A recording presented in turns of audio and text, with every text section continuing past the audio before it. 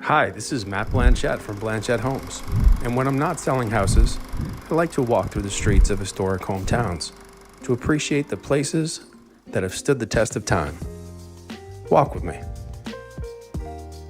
Hello and welcome back to another edition of Walk With Me. I'm Matt Blanchett and this is Lincoln, Alabama, and we're joined by Gordon Harris, the town historian. Hi, Gordon. Hey, how you doing? Awesome. Gordon always picks out the best house for us. Lincoln's going to go ahead and start to inspect the yard.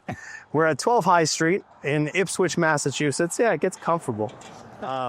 This is a gorgeous Queen Anne Victorian. How do I know that, you ask? Only Queen Victorians have this bright of a color, this size and shape. You notice all the different lines on this house. The eaves, there's multiple different roof lines. You also see the modified cupola, I would call that. Yeah. We'll check that out in the top right corner. Yeah. That's very interesting, unique. I usually see a dome feature, but they took artistic liberties on this one. And then they stuck this little window in a little porch right There's little windows. There's doilies in the molding. Yeah. You can talk much more eloquently about this house. Well, you know what's going on here is a little while ago we were looking at a house that was revolutionary for 1725. Yeah. And now we're looking at a house that's revolutionary for 1890. It was the first house in this town to have a bathroom with a bathtub. I can imagine the people like, what's all this stuff going inside? Yeah. They had indoor plumbing here. So Yeah. the guy, William Russell, was a successful grocer downtown. Yeah. And he bought this lot. Now, there was a house here, a small 1725 or so house. And rather than tear down a serviceful house, it's on the next street over. They just moved it over. Nice. And then they went at it. Yeah.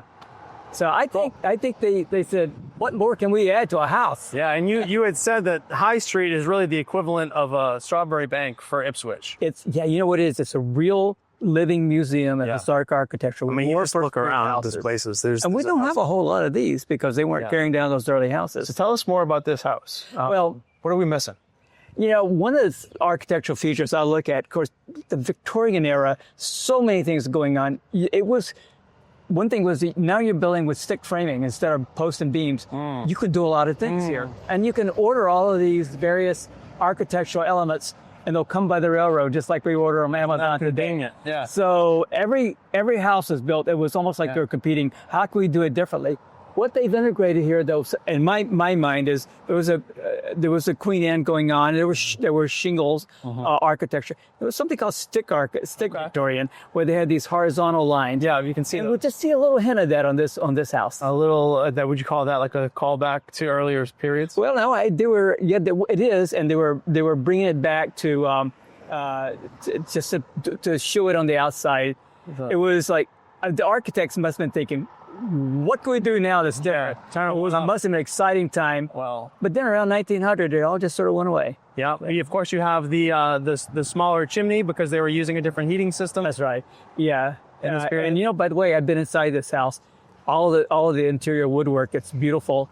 It's never been painted. Yeah. It's just a really beautiful house. Cool.